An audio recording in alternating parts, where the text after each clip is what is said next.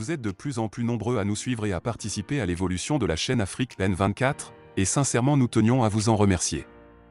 Nous lisons tous vos commentaires qui enrichissent le débat et vraiment nous vous demandons de nous soutenir, en vous abonnant et en aimant les vidéos pour une large diffusion, et pour continuer à avoir une ligne éditoriale indépendante, et vous proposer de nouvelles émissions toujours de plus en plus enrichissantes. Encouragez et protégeons la communauté Afrique N24, en vous abonnant et en cliquant sur le pouce bleu j'aime sur les vidéos que vous visualisez. Ne restons pas passifs, soyons actifs. Merci et à bientôt. Le bulletin d'information de ce jour.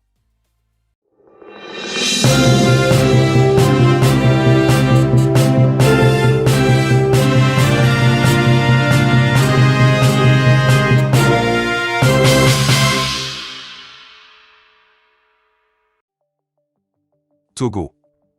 La lutte contre le terrorisme passe par l'apaisement du pays. Mais les autorités de fait semblent l'oublier et continuent de fermer hermétiquement la cocotte minute.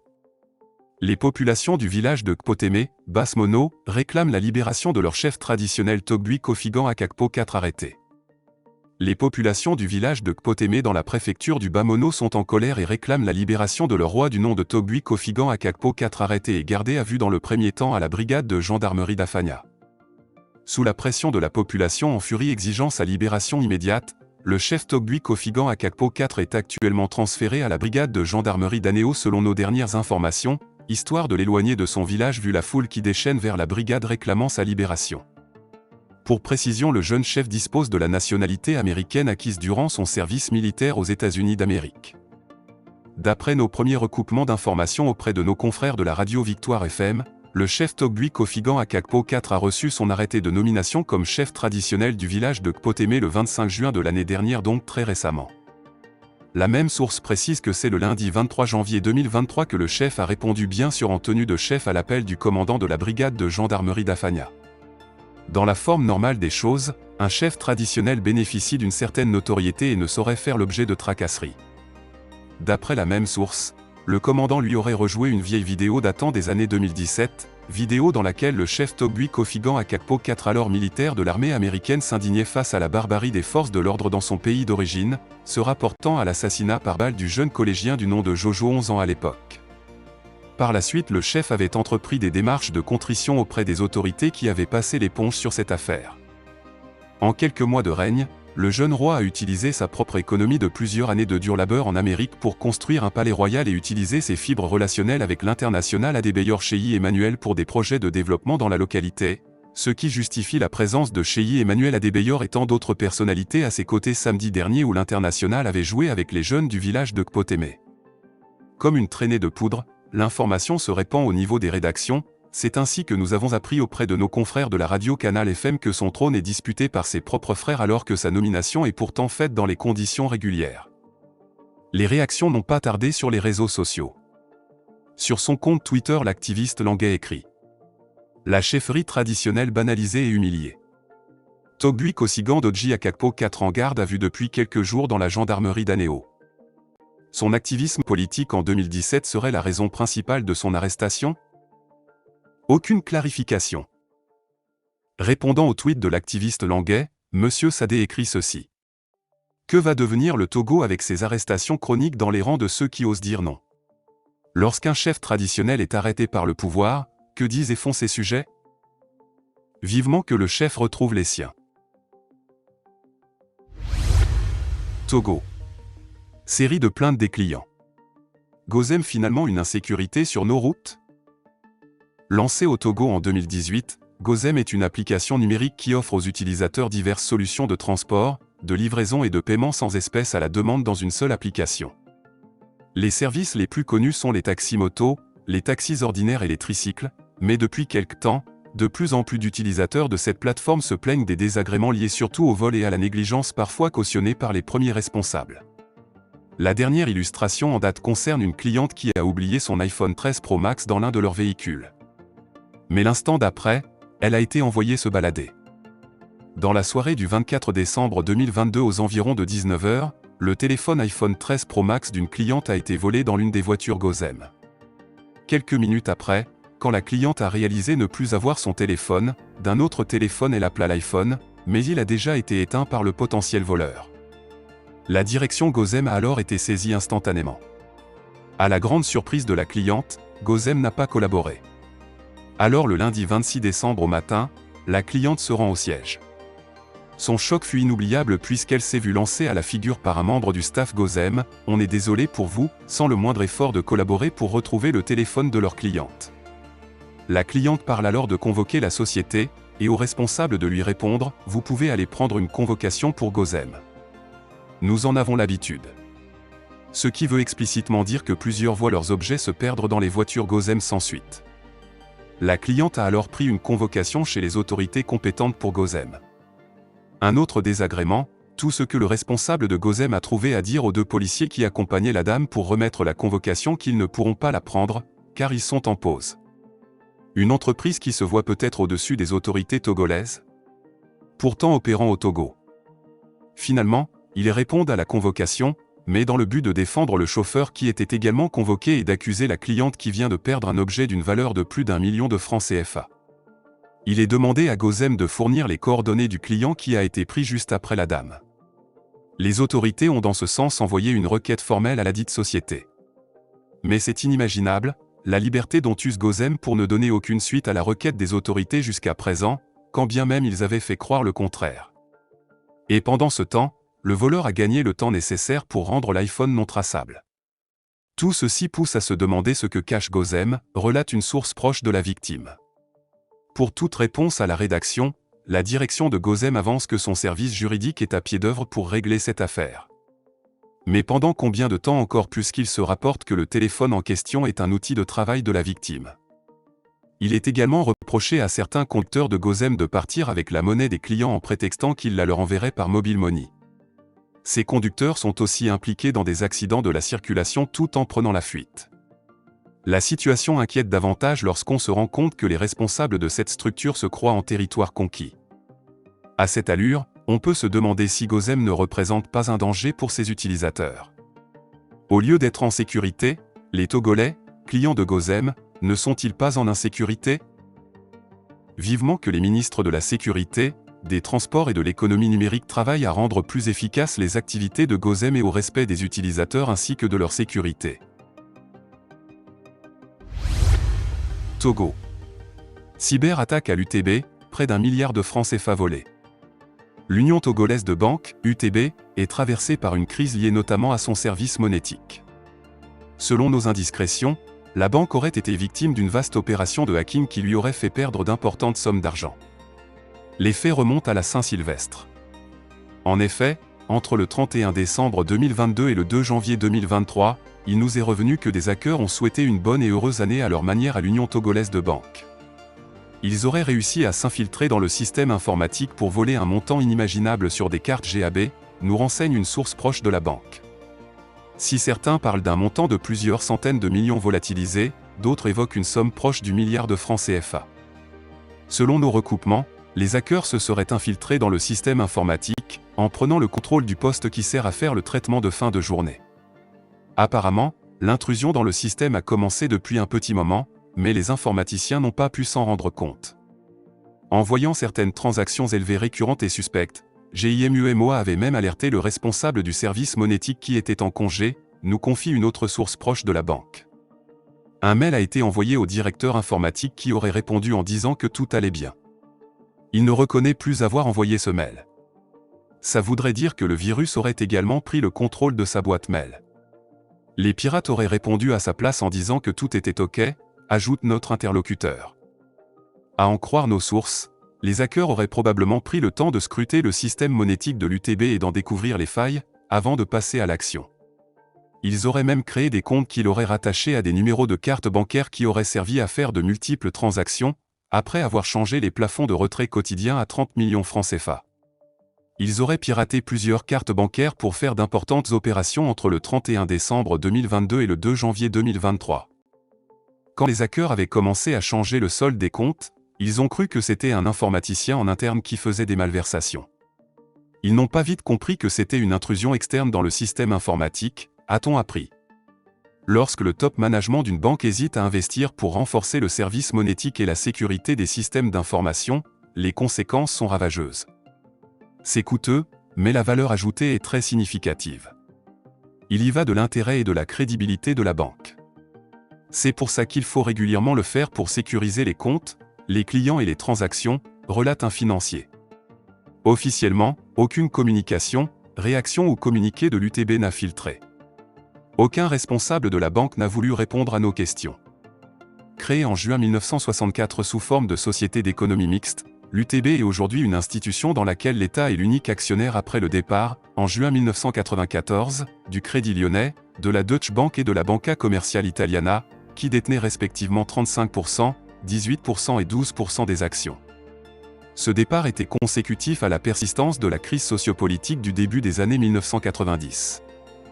L'UTB, vieille de 55 ans d'existence, dispose de 42 points de vente répartis dans les 5 régions économiques du pays. Le capital social est de 10 milliards de francs CFA. Cybersécurité. Des cyberattaques de plus en plus ciblées. L'informatique moderne a besoin de services de cybersécurité intégrés. Les entreprises utilisent divers services informatiques, souvent via le cloud, pour plus de flexibilité et d'agilité. Cette stratégie réussie contribue également à optimiser la sécurité informatique avec des connaissances d'experts en tant que service. Une transformation numérique continue s'opère dans les entreprises. Les solutions informatiques et logiciels traditionnels dans votre propre centre de données sont remises en question. Les responsables informatiques et commerciaux arrivent souvent à la conclusion qu'il existe des moyens plus intelligents d'exploiter l'informatique et d'être prêts pour un avenir agile et en évolution rapide. La transformation numérique va de pair avec la dissolution des frontières classiques du réseau dans l'entreprise. Les services cloud révolutionnent le monde du travail et de plus en plus d'employés, de partenaires et de clients sont connectés en externe aux systèmes centraux de l'entreprise. Le risque qui en résulte est de dangereuses failles de sécurité que les cybercriminels exploitent pour effectuer, par exemple, du chantage à l'aide de rançongiciels ou du vol de données à grande échelle. Par conséquent, la cybersécurité moderne doit apporter des réponses à ces nouvelles conditions, et c'est là qu'intervient la sécurité en tant que service avec des solutions telles que la détection et la réponse gérée, MDR. Ces solutions de sécurité informatique dans le cloud permettent de protéger efficacement un système informatique de plus en plus performant en externe sans restreindre les processus de travail. L'informatique complexe et distribuée nécessite des services de sécurité. Peu importe le secteur ou la taille d'une entreprise, le niveau de cybermenace est élevé. La pénurie supplémentaire de spécialistes de la sécurité, associée à une informatique de plus en plus interconnectée et complexe, nécessite de nouveaux concepts de sécurité. Afin d'être bien préparé aux cyberattaques actuelles, il faut bien plus qu'une protection des terminaux et un pare-feu. Au contraire, un écosystème intégré de solutions de sécurité intelligente en réseau basé sur l'intelligence artificielle combinée à l'expertise humaine offre la meilleure protection. L'expérience de ces équipes d'experts vaut son pesant d'or, car elles peuvent détecter activement des anomalies dans le réseau qui, autrement, passeraient souvent inaperçues par des solutions techniques en raison des tactiques d'attaque délicates des cybercriminels. La sécurité est une discipline active. Prévenir les cybermenaces de plus en plus dangereuses consiste à renforcer la protection existante avec une stratégie avant-gardiste et un écosystème de cybersécurité interactif. Un écosystème de cybersécurité adaptatif combine la stratégie de sécurité avec une technologie de protection multicouche, la gestion des cyberincidents et une équipe spécialisée qui connaît la prévention, la détection précoce et la réparation des dommages, et qui agit immédiatement si nécessaire et la 24 heures sur 7.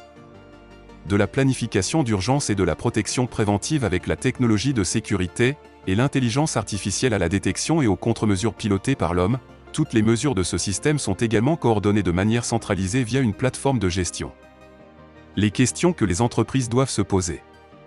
Les entreprises doivent se poser aujourd'hui les questions suivantes. Comment puis-je protéger l'entreprise contre la situation des menaces en constante évolution? Comment maintenir à jour ma technologie de sécurité informatique? Comment m'assurer que mon informatique d'entreprise est surveillée 24 heures sur 24 et 7 jours sur 7 par des experts? Suis-je à risque de violer le règlement général sur la protection des données RGPD? Comment puis-je prévenir autant que possible les faillites d'entreprises dues à la cybercriminalité et leurs conséquences? Un écosystème de cybersécurité intégré, comprenant des services de sécurité gérés, répond exactement à ces questions. Il protège les entreprises avec une cybersécurité personnalisée en tant que service et une technologie contrôlée de manière centralisée et en constante évolution qui reflète la transformation numérique de l'entreprise et garantit ainsi la sécurité à long terme. Digital. Intelligence artificielle et ses conséquences. Les 5 métiers les plus menacés par l'intelligence artificielle. Selon le think tank Institut Sapiens, 5 métiers semblent plus menacés que les autres par l'intelligence artificielle et l'automatisation. Ils pourraient disparaître dans le courant du XXIe siècle. L'intelligence artificielle ne détruira peut-être pas tous les emplois, mais elle en détruira certains. Parmi ceux-là, l'Institut Sapiens, think tank fondé notamment par le docteur Laurent Alexandre et qui se concentre sur des problématiques liées aux nouvelles technologies, en a identifié 5. Ce sont près de 2,1 millions d'actifs concentrés dans ces 5 métiers qui ont une forte probabilité de voir leur emploi disparaître dans les prochaines années, est-il écrit dans l'étude publiée mardi 21 août 2018, l'impact de la révolution digitale sur l'emploi. Automatisation et baisse d'effectifs. Pour établir ce classement, l'Institut a pris en compte les métiers qui sont à la fois directement remis en question par une technologie et qui ont vu leurs effectifs diminuer depuis 30 ans. En un premier temps, les enquêteurs ont recensé une quinzaine de postes dont les tâches étaient automatisables. Puis, ils ont croisé leur tableau avec celui des métiers qui avaient connu la plus forte diminution d'effectifs. Erwan Tyson, directeur des études à l'Institut Sapiens, indique avoir pris en compte le coût de la main-d'œuvre. Plus le coût est faible, moins l'intérêt de remplacer le travailleur par une machine est élevé. Les projections ont ensuite été calculées selon 2 hypothèses. La première, linéaire, est la plus optimiste. En gros, il s'agit de continuer la courbe telle qu'elle est lancée. La date d'extinction est alors la plus lointaine. La seconde, la plus pessimiste, est exponentielle, la tendance s'accentue. La date d'extinction est la plus proche. 1. Employés de banque et d'assurance. Les employés de banque et d'assurance sont les plus menacés selon l'Institut Sapiens. Leurs effectifs sont passés de 356 000 en 1986 à 221 000 en 2016, soit une diminution de 39%. L'effet du numérique se fait ressentir partout dans le monde, on ne compte plus le nombre d'agences qui ferment au profit des opérations par Internet. La banque et les assurances risquent de ne plus compter aucun employé d'ici 2038 à 2051, soit une véritable extinction prochaine et rapide, indique l'étude. 2. Employés de la comptabilité. Le métier de comptable s'est déjà radicalement transformé en quelques années. Fini les petites mains, les aides comptables, qui entraient sur papier les montants des chèques. Si les effectifs ont augmenté durant les années 2000, ils sont désormais 10% de moins qu'en 1986, soit 300 000. La tendance est depuis quelques années à l'externalisation du métier, note le rapport, qui prévoit une extinction entre 2041 et 2056, quand des logiciels intelligents dédiés pourront ainsi effectuer les tâches comptables sans intervention humaine. 3. Secrétaires de bureautique et de direction. Le nombre de secrétaires n'a cessé de diminuer depuis 1986, passant de 765 000 à 560 000 en 2016. Leur extinction est prévue entre 2053 et 2072. Toutefois, ce n'est pas la première fois que l'on prophétise la disparition de ce métier. Déjà dans les années 1980, l'arrivée de l'informatique semblait les condamner. Il y a une grande différence, on est passé d'une secrétaire par client à une secrétaire pour plusieurs clients aujourd'hui, justifie Erwan Tyson. Un employé peut faire le travail de plusieurs d'autres fois. Il y aura encore un prestige à avoir quelqu'un sur ce poste pendant quelque temps, mais lorsque la technologie sera assez mûre, il ne restera plus qu'une petite poche d'actifs dans ce secteur. 4. Caissiers et employés de libre-service. Le nombre de caissiers et d'employés de libre-service a augmenté par rapport à 1986, mais la courbe est décroissante depuis les années 2000. Les caisses automatiques qui permettent de diminuer drastiquement la masse salariale fleurissent depuis plusieurs années dans les supermarchés, remarquent les auteurs de l'étude, qui projettent une extinction du métier à 2050 ou 2066. Ici, un autre critère a été pris en compte, précise Erwan Tyson. C'est l'effet générationnel, certaines personnes continueront toute leur vie à se diriger vers un humain au moment de passer en caisse. 5. Ouvriers de la manutention. La disparition de ce métier est estimée au plus tôt en 2071 et au plus tard en 2091, la marge est importante car le coût de la main-d'œuvre est faible, explique Erwan Tyson. Ce métier a connu une diminution de 17% de ses effectifs entre 1986 et 2016 pour compter aujourd'hui 675 000 employés.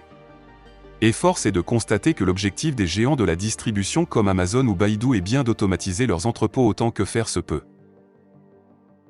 Si certains métiers risquent de disparaître, La pénurie de compétences, cyber, s'accentue, souligne Erwan Tyson. Si vous aviez dit, il y a 10 ans, que l'un des métiers les plus importants dans le marketing serait aujourd'hui celui du numérique, on vous aurait ri au nez. Il ne cache pas aussi que l'art de la prévision est un exercice risqué qui demande que, toutes choses égales par ailleurs, les phénomènes se poursuivent. Mais les bouleversements induits par l'IA seront tels qu'il sera bien difficile de conserver, toutes choses égales par ailleurs, sur plusieurs décennies. Vous êtes de plus en plus nombreux à nous suivre sur Afrique N24, et vraiment nous tenions à vous en remercier. Nous lisons tous vos commentaires qui enrichissent le débat et vraiment nous vous demandons de nous soutenir pour continuer à avoir cette ligne éditoriale indépendante, et vous proposer des émissions toujours de plus en plus enrichissantes. Merci et à bientôt. Likez la vidéo si ce n'est pas déjà fait. Laissez aussi votre point de vue en commentaire. Abonnez-vous et cliquez aussi sur la petite cloche de notification pour ne rien rater de nos prochaines vidéos. N'oubliez pas de partager aussi la vidéo et de la liker.